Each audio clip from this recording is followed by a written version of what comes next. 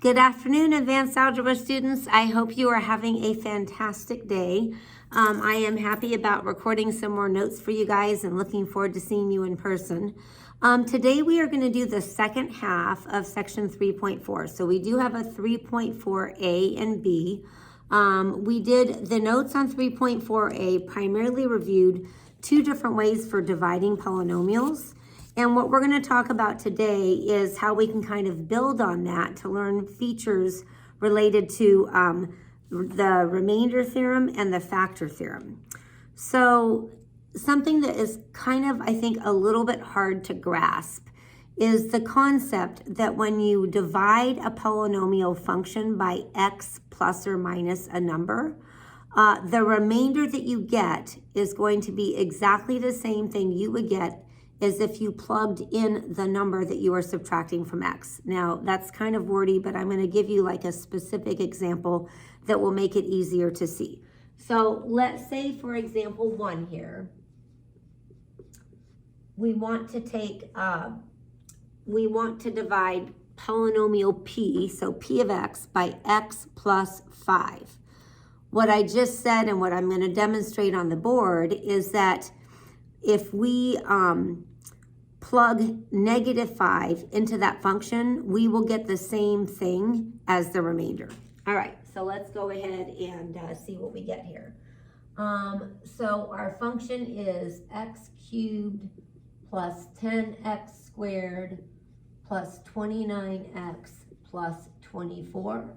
And we're going to divide that. So divide this by x plus 5.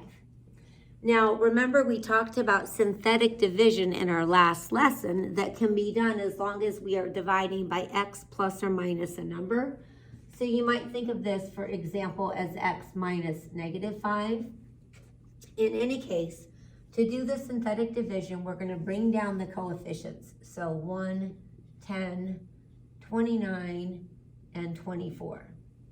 And remember, we changed the sign of what we see here. So if this says x plus 5, we put a minus 5 there. Then we bring down our 1. 1 times negative 5 is negative 5. 10 plus negative 5 is 5. 5 times negative 5 is negative 25. We add here and get 4. This becomes negative 20. And so we have a remainder of 4. So what that means is that the remainder is equivalent to what I would get if I plug negative 5 into this function. So let's go ahead and see if that works. Let's calculate p of negative 5. That would be negative 5 cubed plus 10 times negative 5 squared plus 29 times negative 5 plus 24.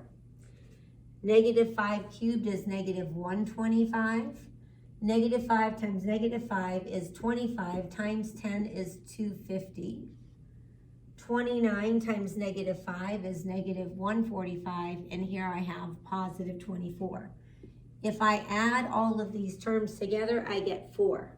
So the concept that we're trying to see here is that when I divide this polynomial by x minus a, in this case our a is negative 5. So if I do the division using negative 5 here, then my remainder 4 is going to be the same thing that I would get as if I plugged that same value, negative 5, into the polynomial. Okay, let's do another example of that. I think that this can be kind of hard to wrap your brain around, and seeing some specific examples can make it easier. So we're going to use synthetic division to show that the remainder of our function divided by x plus 2 is equivalent to what we would get if we plugged negative 2 in. So our function is x cubed plus 8x squared plus 12x plus 5. And I want to divide this by x plus 2. So remember, to divide by x plus 2, I'm going to have a minus 2 here. I'm going to bring down my coefficients. And the remainder I get is going to be exactly the same thing I would get as if I took -2 and plugged it into that function. Let's go ahead and do the work on that and see how that happens.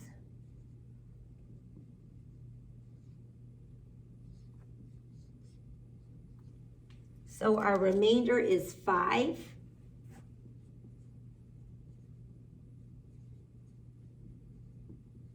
And let's check our work. Let's take our original function and plug -2 into it.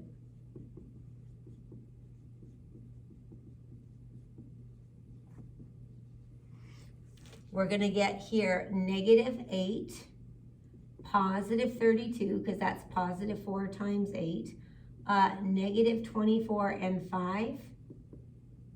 And when I add all of that, I get 5. So the remainder of the division problem is the equivalent of f of -2. These two numbers right here are the same. So your remainder and the answer you get plugging in this case, -2 in the function, are the same. Okay, so let's kind of formalize this by talking about the remainder theorem as well as the factor theorem. So there are two very famous theorems that are related to the facts that we just talked about.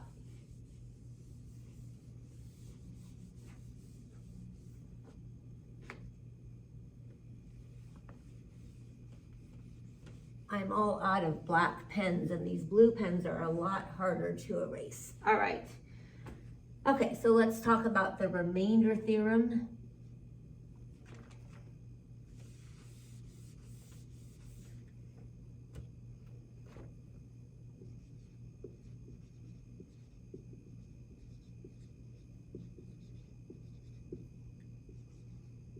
Okay.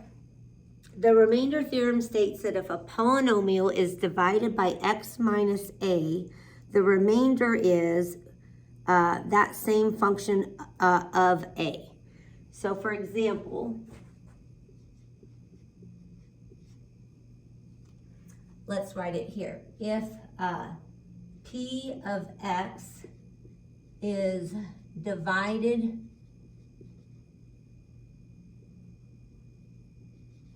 by x minus a, the remainder is p of a. All right, in this example, let's use f of x equals 3x cubed minus 5x plus 10. And we want to look at x equals 1. So we're going to set up our coefficients here, 3, -5, and 10. Now, we're evaluating this for x equals 1, so we are going to put a 1 here.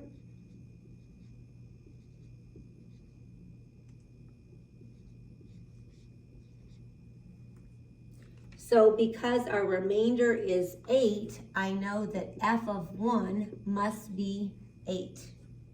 Let's check the work and see.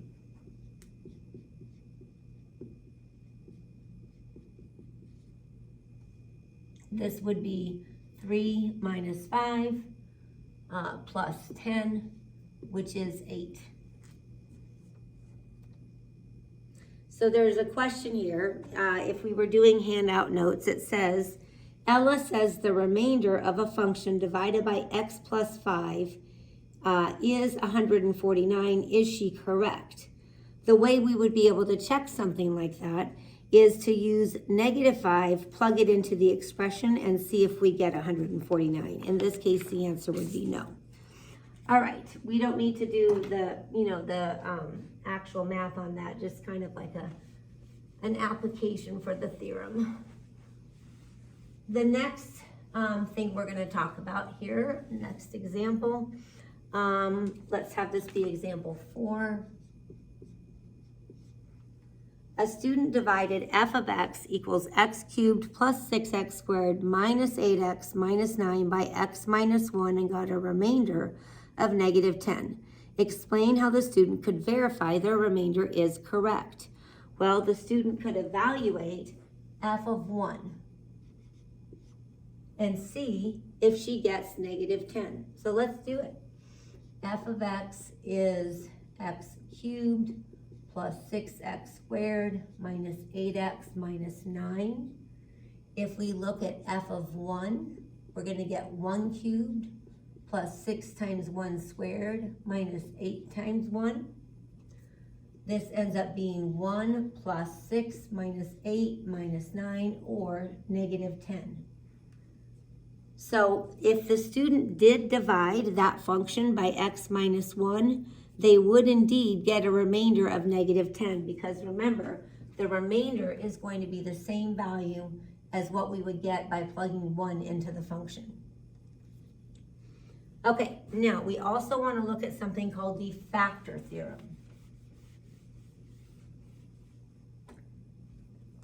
So let's go ahead and write that one down. Factor theorem. The factor theorem tells us that when function p, so p of x, is divided by x minus a, and the remainder is 0, so this is a particular value for the remainder, then x minus a is a factor of p of x. Or another way of saying this is, the expression x minus a is a factor if and only if you plug in a to the function and get 0. So in other words, we're going to be able to test to see whether a binomial is a factor of a function by plugging in the opposite sign of the number that we see next to x and seeing if our remainder is 0. So let's do example 5 here. The question is p of x, can it be factored by the binomial x minus 6?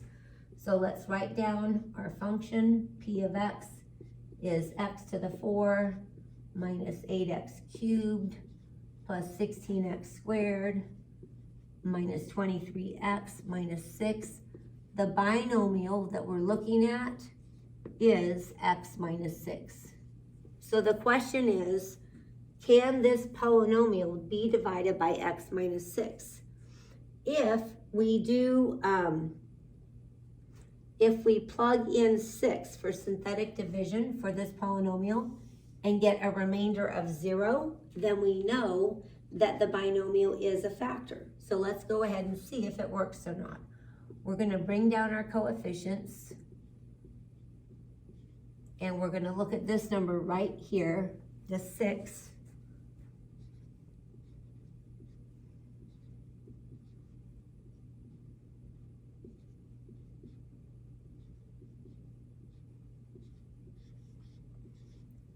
When we do synthetic division for polynomial p, and we divide by x minus 6, we're going to put a positive 6 here and get a remainder of 0. Since the remainder is 0, I know that x minus 6 is a factor of p of x. Another way of saying that is that p of x can be written as x minus 6 times, and this is the part where it gets kind of fun, this function right here. Now, any thoughts as to what that 1 stands for? We did talk about this when we talked about the division. If I'm taking x to the 4 divided by x, what is my first term going to be? It's going to be 1x cubed, right? So this stands for x cubed minus 2x squared plus 4x plus 1. So this is really cool because essentially we are now using synthetic division to factor. And I did kind of hint at this when we did the notes on synthetic division, but this factor theorem is explicitly stating it. Okay, we're going to do some more examples. Again, I think that this concept is fairly hard to grasp in the abstract. It's a lot easier to understand if you have a specific example to look at. So we are doing a little bit longer notes than normal just to make that possible. So let's look at example number 6 here. We have a function p of x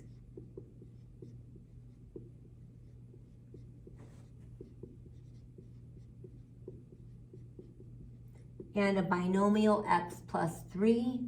And the question is, can that polynomial be factored using x plus 3? So let's go ahead and set up our synthetic division. Now, can anybody see the trap on this one? We do have to have a placeholder here. We need a 1 for the x to the 5, but we need a 0 for x to the power of 4. And then -5, 9, -1, and 3. And remember, because I'm dividing by x plus 3, I put a -3 here. I'm going to bring down the 1.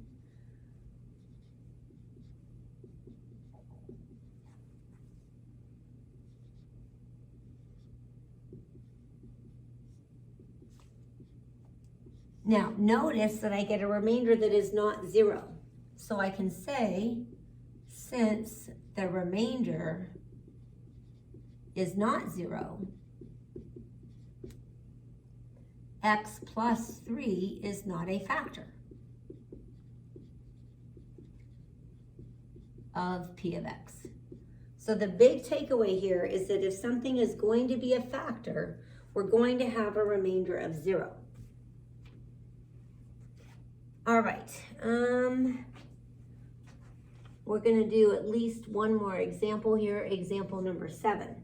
Show that x minus 4 is a factor of, and then it lists this long polynomial. I'll write it down here.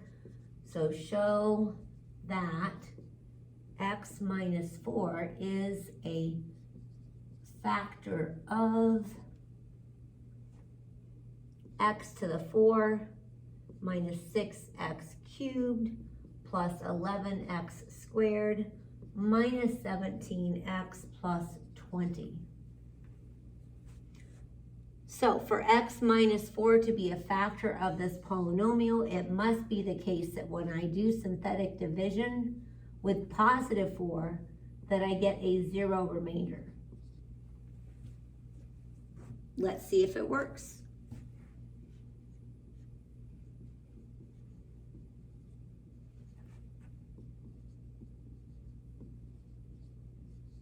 We do get a 0 remainder, so since the remainder is 0,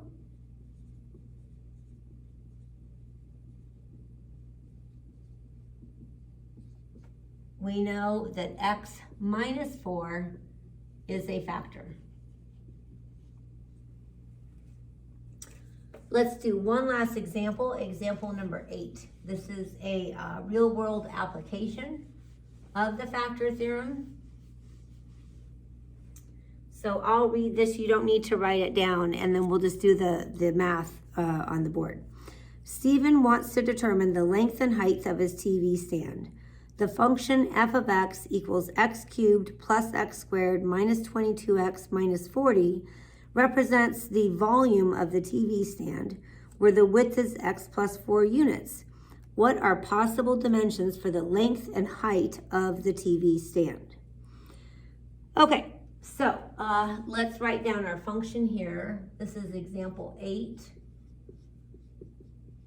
And I do believe that there's a homework problem similar to this. That's part of why I wanted to do this example with you. So that function represents the volume of our TV stand. Keep in mind that for a prism, for volume, I'm taking length times width times height. So if I can factor the volume, it will help me to understand the dimensions of the stand. Let's go ahead and do synthetic division here. Now, it looks like we have one of the dimensions. It says the width is x plus 4. So I know that the volume, I know one of the factors for the volume. It's going to be x plus 4 times some other things. But because x plus 4 is a factor, I know if I put -4 in here, I'm going to get a remainder of 0.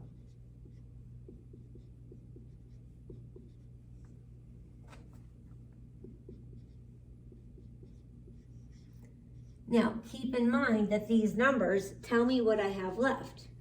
So when I first factor this polynomial, I'm going to have x squared minus 3x minus 10. This is a simple problem to factor. I need two numbers that multiply to make negative 10, add to make negative 3. So I can factor the second polynomial here as x minus 5 and x plus 2.